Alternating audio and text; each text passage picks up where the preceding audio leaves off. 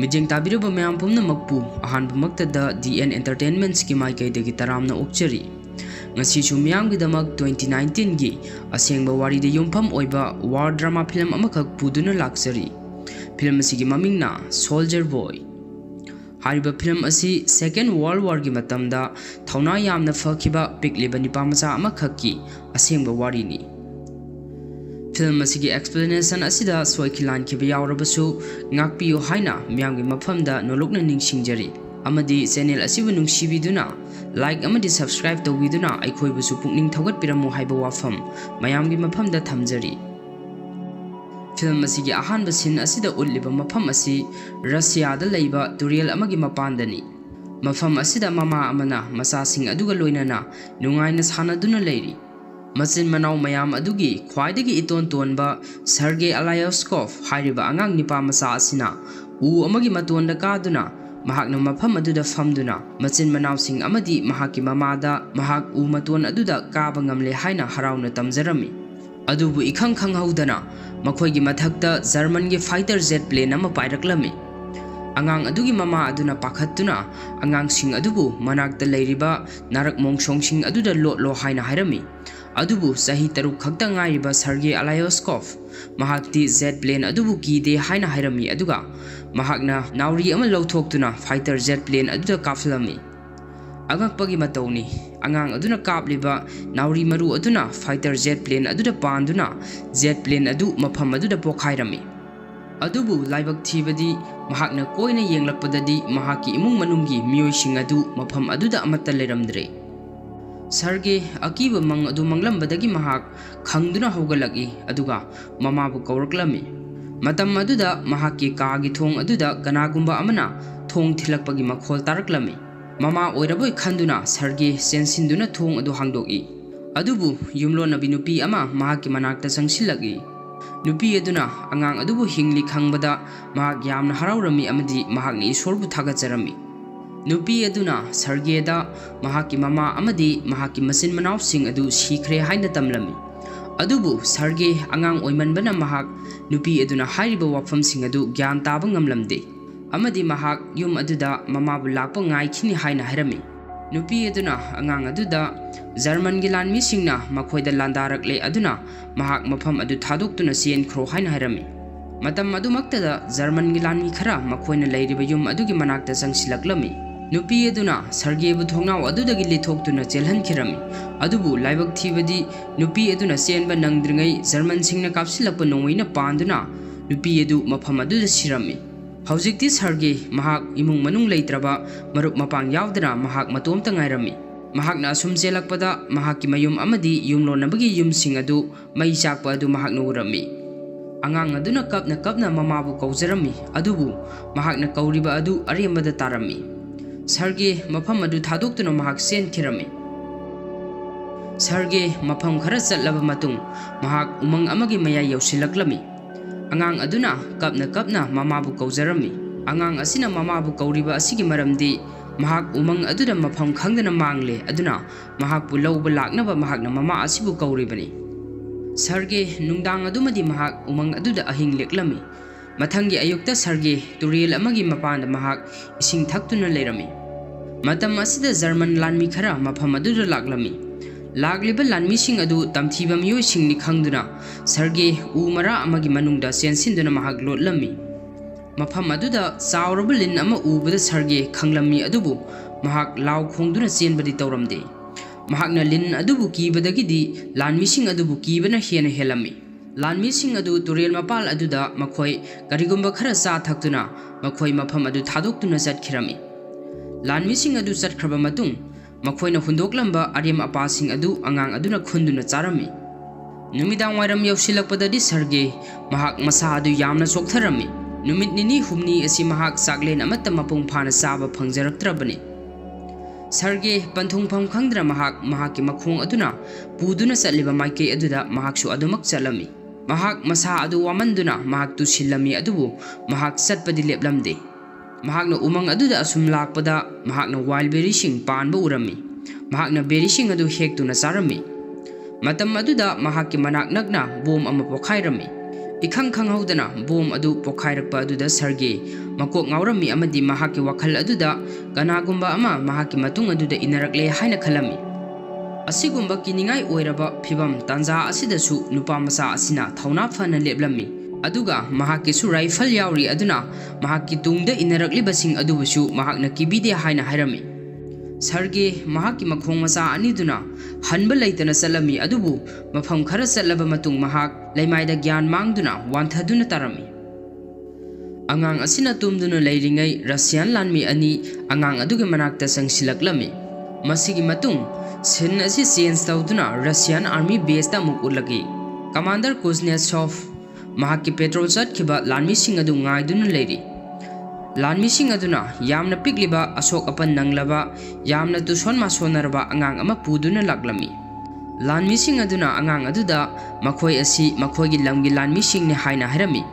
madudagi angang aduna mahak masabu lanmi sing aduda masak taksaraklami mahak masana masabu masak takjaba loiraba matung angang aduna commander aduda makhut soktuna handshake tawduna makhoi busu mangonda masak tak o haina haraklami asigumba angang asigi nungsiraba mawong matawsing asida lanmi sing asina angang asibu nungsiba poklami lanmi sing aduna angang adubu ising pithaklami amadi mahakpu sak pijarami army base adugi lusingba commander aduna fawba angang adubu nungsina luna tawbirami Katia haribi nurse nupi asina sargegi asok apan sing adubu laying birami haribi nurse nupi asisu angang asigi nungsiraba mawong matawsing asina sumhatkirami angang aduna nurse nupi aduda mahakti hayeng sauraklaba matamda army officer oigani aduna mahakki asokpa mafam aduda teng ama yekpiyo haina hairami hospital aduda leiriba asokpa lanmi sing adusu angang aduga wari sanaduna makhoisu angang aduga harauna leirami Commander adugi nongmai amadi mahakki base sing aduda sargena thawai tana yengjarami Commander adunasu sargena hangba wahang singi paukhum loina pirami aduga mahakki nongmai adu phawba mahakna maru lawthoklaga nupa masa aduda sanahalami sargena Commander aduda mahakki mabuk aduda yekliba teng adu ulami aduga mahak asisu lanmi amani haina sauthokchabagi maung adusu Commander aduda udlami Sarge nipa masa ama oibanina mahakki asokpasing adudagi yamna thunamak pharaklami Sarge bu senaribi nurse nupi aduna Sarge bu army battalion aduda thamlasi makhoina angang adu yoklasi haina commander aduda hairami adubu nurse aduna haudorkliba wafam adu commander aduna yaramde angang adu mafam aduda leibada khudong charoi maramdi mafam adu safe oiba mafam natte aduna mahakna angang adu orphan home amada thamba pami haina hairami mafam aduda haibadi army base aduda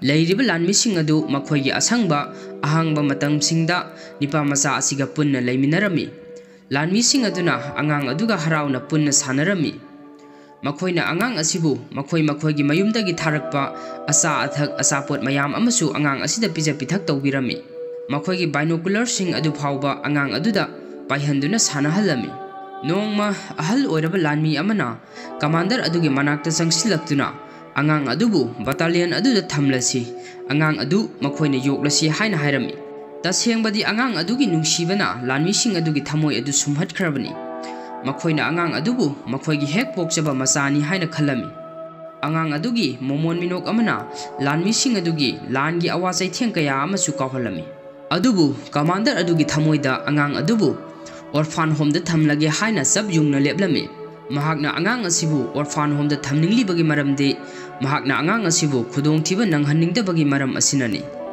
mathangi numitni Germany lanmi singna Russian army base adu landaraklami Russian lanmi kaya ama mafam aduda asok apan nanglami sairak asida sargebu orphan home da puna bagi damak mahak puloba gari laklami angang asibu orphan home da thamlagani haiba wafam asi commander aduna angang aduda hairami aduga angang aduda nungsina yenglaga una saba nongoi pistol masa ama angang aduda khudol oina pirami madudagi angang aduna commander aduda setna konsilami aduga angang aduna commander aduda mahak commander gedamak khanbada yamna wai commander adu khudong thiba tagadra haina pakhatli haina angang aduna hairaklam asigumba angang asigi nungsiraba wahising amadi angang asina commander gedamak khanjaba mawong matawsing asi ubada commander adu yamna nungairaklamde amadi mahaki wakhal adu honglaklami mahakna angang adubu orphan home da tharamde mahakna Sergei bu lanmising adugi marakta mahakki masanipa sakna leinaba hairami. Paw asi tabada mafam aduda leiriba lanmising adu yamna haraurami. Numidang aduda makhoigi pikliba lanmi masa adugi furit phirolna singba turami. Commander aduna Sergei bu hodokpiduna mahakki tuba loiraba lanmi gi phijol adu Sergei da pibirami. Angang aduna phijol adu sesinduna koichen senduna harauna sanarami. Mahakki matau adu ubada lanmising adu shu yamna haraujarami. Mayam aduna mahakpu makhoigi little soldier haina kaurami. Angang aduna koichen senduna harauna sanaringai German lanmisingna nongthaktagi landaraklami. Russian lanmising aduna Sergei bu safe oiba mafam amada thambirami aduga German lanmising aduga lanthengnarami. Lan aduda Russian lanmi kaya ama asokapan nanglami. Sergei angang oijarabasu mahak asokpa lanmising adugi mateng yamna pangninglami. Mahakna ising khawranglaba soktuna leiriba lanmising adura senduna ising pithaklami. Soktuna leiriba lanmi mayam adugi maraktagi mamit soktuna bandage yesinduna leiriba lanmi amana angang aduda mahakki mayumdagi tharakpa chithi adu pabiyu haina hairami. Sergei na chithi adu yamna paninglami adubu mahakti paba thoklamde. Mahakna mayak sing adu samjinnaduna chithigi marol sing adu mana thokpa ama haijilami. Mahakna nupa aduda mahakki sanbi adu mayumda tekta kaidana halakle haina tamsilami. Maduda soktuna leiriba nupa aduna mahakki di sanbi leite haina haraklami. Madu tabada manakta leiriba lanmi mayam adu yamna hauna noklami. Aduga angang aduda mahakki wari adu makha taw haina hairami. Asumna lanmising adugi chithising adu Sergei na mahakna thokpa wari ama lisinduna lanmising adubu harau nungaina nokhallami. Masigi makha tarakpa sin asida amuk uliba asina commander amadi nurse Ketia makhoi ani wari sanaduna leiri. Makhoi ani asi amana amabu nungsiba phaunaraklami adubu makhoigi aningba apambaching adudi amana amada phongdoknabadi tawramde. Sergei commander aduga walking laklami. Sergei na commander aduda mahakna army battalion aduda leiriba asi mangonda thabakki post amata pide aduna mangonda su thabak ama pibiu haina hairami. Makhoina asum lakpada lanmising station ama thugairamagi saktam ama makhoina urami. Commander aduna angang aduda lanphamda thawai thakhraba lanmising aduda tupi adu lauthokuna ikai khumnaba utpagi mong adusu Sergei da takpirami. Mathangi numita Sergei na commander aduda lanmi amagi matawgum jangsilaktuna mahakki su mission ama pibiyu haina hairami.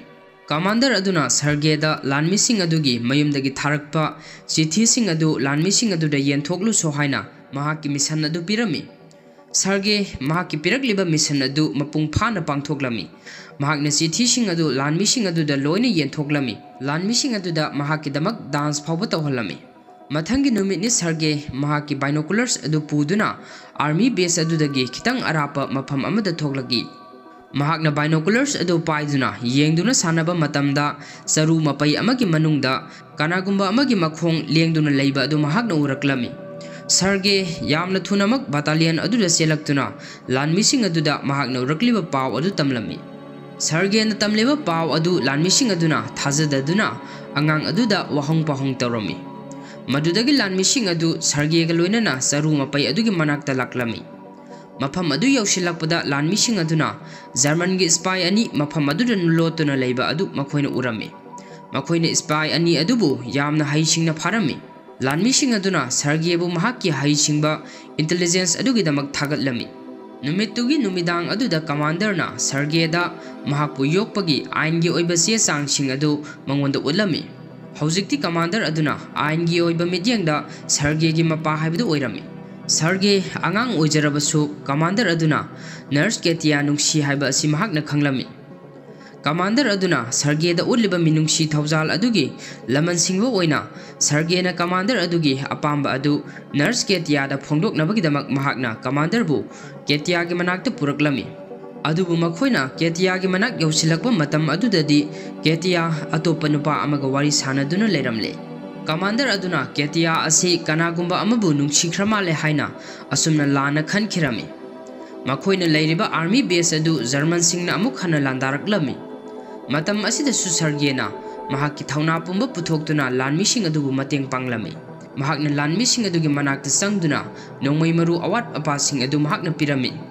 अदुबु लानमीसिंग अदुना मफम अदु यामना खुदोंग थिनिंगाई ओय मरम असिना महाक पोथाफम संग अदुदा hello हाइना हरकलमी महाकना संग अदुदा यौरकपा मतमददी commander अमदी अतोपा लानमीसिंग अदुना phone की line तत्खिबदगी मखोइना मखोइगी कोलोनियलगा पाउ फाउनबा यादबगी मयाम अदुना पाखदनबा अवाबसिंग अदु महाकना उरमी phone की लाइन अदु समनबगीदमक कमांडर अदुना लानमी अमा थाखिरमी सरगेसु लानमी अदुगी मतुंग इन्नदुना तुमिना लाक्लमी लानमी अदु यeknabagi नोंमैना पांदुना यामना थीना सोक्लमी सरगेना लानमी अदुगी मनाक्ता चंगसिंदुना तत्लिबा वायरसिंग अदु करमना समगदबनो हाइना हंगलमी मदुदगी महाकना तत्लिबा वायरसिंग अदु समजिलमी फोन की लाइन अदु अमुक हन्ना यारक्तुना पाउ फाउनदुना अहेनबा लानमी कया अमसु कौसिलमी असुमना पिकलिबा सही तरुक खक्ता ngairiba सरगेना मयाम पुमनमकी मथ्वाई कनबिरमी मथंगी सिन असिदा अमुक उदलिबा सिना कमांडर अमदी केतिया तुरेल अमगी मपांदा वारी सानदुना लेरी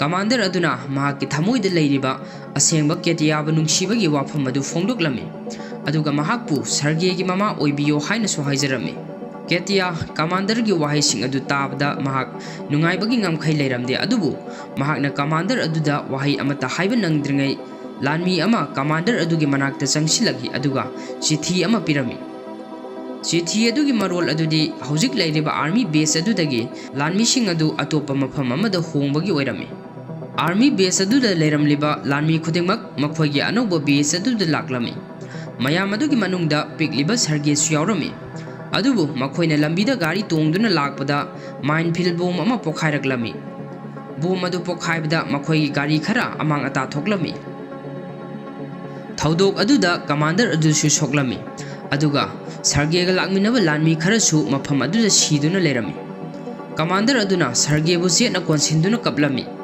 असोकपा लानमीसिंग अदु पुदुना मखोइगी अनौबा आर्मी बेस अदुदा अमुक लाक्लमी लानमीसिंग अदुना मखोइगी अनौबा आर्मी बेस अदु यौरबा मतुंग मखोइना कमांडर अदुगी लीडर जनरल अदुगा उनरमी जनरल अदुसु अंगांग अदुगी मिनुंगसी मतिक मथौना अमदी महाकि पांदमसिंग अदुना महाकपु सुमतखिरमी महाकना कमांडर अदुबु असिगुंबा मतिक मथौना लैबा अंगांग असिबु योगपगी थागतपिरमी मथंगी नुमित्ता कमांडर अदुगी आर्मी डिविजन अदुदा गार्ड्स बैनर हारिबे अवार्ड असि पिरमी जनरल अदुना सरगेदा महाकि बेच अदु थेटपीबा मतम अदुदा अंगांग असिदा महाकि लैबाकपु महाकना हिंगलिबा मखै ngak सेंदुना थमगनी हाइना वासकलमी नोंमा नुमिदांग अमा मखोइगी आर्मी बेच अदुदा जर्मन लानमीसिंगना यामना तमथिना लांदारक्लमी मखोइगी कमांडर अदु आर्मी बेस अदुगी अतेक अकाई मयाम अदुना नंदुना हौगतपा ngamdana लेरमी सरगे मफम अदुदा चेंसलक्तुना मपाबु कन्नबु होतनरमी महाकना कपना मपाबु कन्नबु होतनरमी महाकना अतोपा लानमीसिंग कौदुना मपाबु कन्नबा हाइजरमी लाइबक फबदगी कमांडर अदु उसिन्नासिना कन्बा ngamlami मथंगी नुमितनी सरगे सोक्तुना लेरिबा मपागी मनाक्ता जंगसिलगे महाकि मखुद अदुसु कमांडर अदुबु कन्नबु होतनबदा सोक्लमी हौजिक्ति अंगांग असि आर्मी की टीम अदुगी तना थानबा यादरबा मियोय अमा ओइरक्लमी अंगांग असिगी मयुम मकै लेजदे इमुंग मनुंगी मियोय कना अमतसु लेत्रे मरम असिना महाकना लानमी मयाम अदुना सत्पा मफम खुदिंग चत्तुना लेरमलिबा आर्मी बेस खुदिंग महाकि मयुम ओइरमी हौजिक लेरिबा आर्मी बेस अदुदगी अतोपा मफम अमदा अमुक होंगदुना सत्पगी सिन असि उदलगा फिल्म असि मतंग अस्वादा लोइसिल्ली हारिबा अंगांग असि स्टालिनग्रेड बैटल फाउबा सरुक यादुना पोलैंड फाउबा यौखि हाइनसु वारी असिदा यावरी अंगांग असिबु वर्ल्ड्स यंगेस्ट सोल्जर हाइना मिंगथोल पिदुना हौजिक फाउबदा मयामना खंगनरी मयाम फिल्म असिगी वारी असि मतंग अस्वादा लोइसिनजरे मखाताबा वीडियो सिंगदमक लाइक शेयर अमदे सब्सक्राइब तौबा काउबिगनो हाइना मयामगी मफमदा अमुक हन्ना नोरुकना निंगसिंजरी।